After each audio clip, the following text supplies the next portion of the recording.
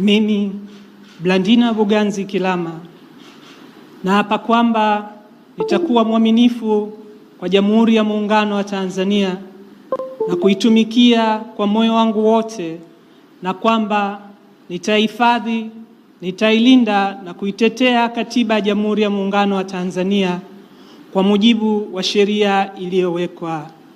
Ewe Mwenyezi Mungu nisaidie. Mimi Blandina Buganzi Kilama naapa kwamba nitaitumikia kwa uaminifu Jamhuri ya Muungano wa Tanzania na rais wake katika kazi ya naibu katibu mtendaji wa Tume ya Mipango. Ewe Mwenyezi Mungu nisaidie.